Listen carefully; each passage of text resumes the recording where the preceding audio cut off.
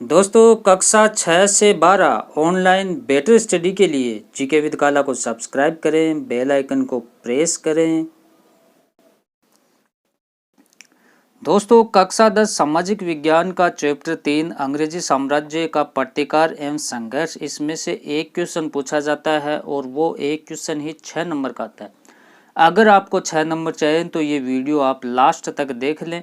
1857 की क्रांति से संबंधित है। इस क्रांति को मैं आसान शब्दों में आपको समझाने की कोशिश करूंगा जिससे आपके 6 नंबर आ जाएं।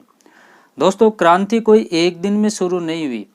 भारत के लोगों को अनेक समस्याओं का सामना करना पड़ा। अनेक कारण थे, जैसे सामाजिक कारण, आर्थिक कारण, धार्मिक कारण, प्रशासनिक कारण, सैन्य कारण, कई कारण थे जिससे ये क्रांति हुई। इन कारणों से भारत की जनता परेशान होकर 31 मई 1857 को क्रांति करने की सोचते हैं।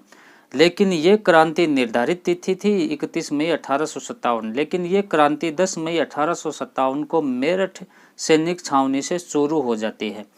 इसमें होता क्या था कि अनेक कारणों के होते हुए इसमें एक मेन कारण था चर्बी युक्त कारतूस, जिसे तात्कालिक कारण कहा जाता है 1857 की क्रांति का। पहले सैनिकों को जो बंदूक दी गई थी, राइफल दी गई थी, उसका नाम था ब्राउनवेस। लेकिन नई जो राइफल थी उसका नाम था एनफील्ड राइफल। एनफील्ड राइफल में क्या होता था कि इस राइफल को चलाने के लिए इसकी सील को मुंह से तोड़ना पड़ता था और इसमें सील पर गाय की चर्बी और सूअर की चर्बी लगी हुई थी। गाय हिंदू धर्म का पवित्र था और सूअर मुस्लिम धर्म का पवित्र था।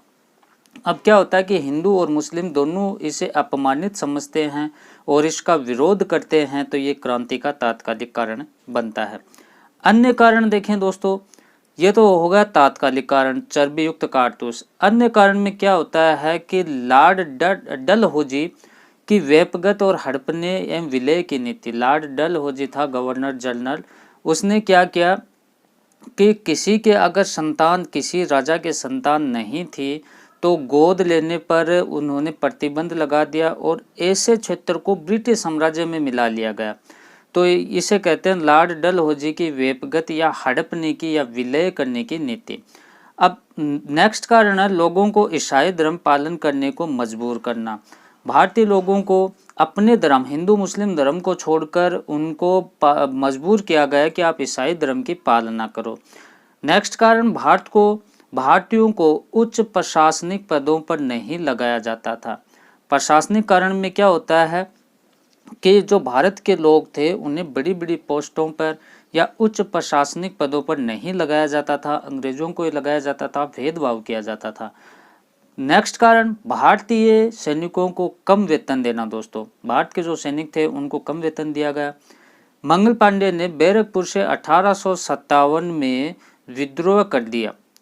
ठीक है, 1857 की क्रांति का विद्रोह कर दिया और तात्कालिक चिनगारी प्रदान की। सर्वप्रथम मंगल पांडे ने 1857 की क्रांति का विद्रोह किया और मंगल पांडे को फांसी दे दी जाती है।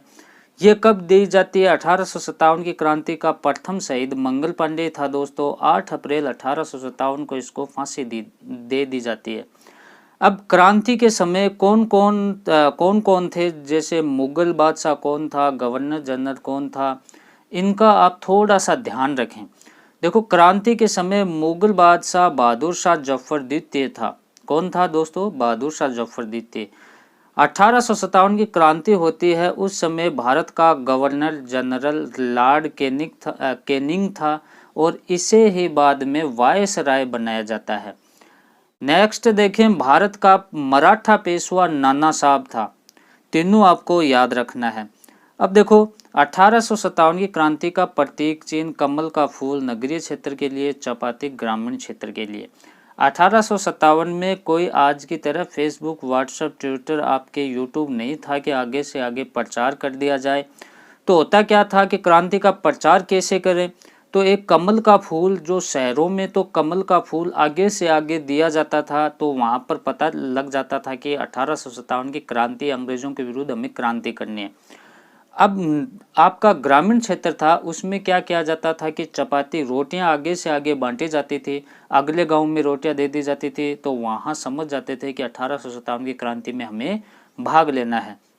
अब ये क्रांति हुई कहाँ कहाँ, लगभग पूरे भारत में हुई, लेकिन उनके मेन जो क्षेत्र हैं, मेन जगह कौन कौन से हैं, वहाँ नेतृत्व किसने किया।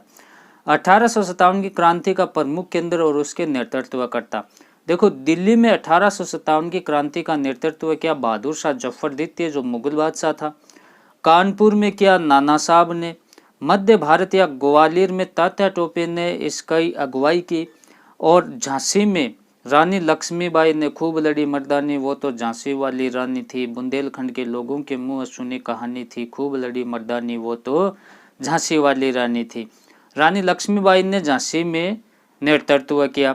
लखनऊ में किया बेगम हजरत महल ने। और जगदीशपुर बिहार में कुंवर सिंह ने नेतृत्व किया। इनका थोड़ा आप ध्यान रखें। क्रांति के कारण हो गए, क्रांति का स्वरूप हो गया। तो क्रांति के परिणाम क्या निकले?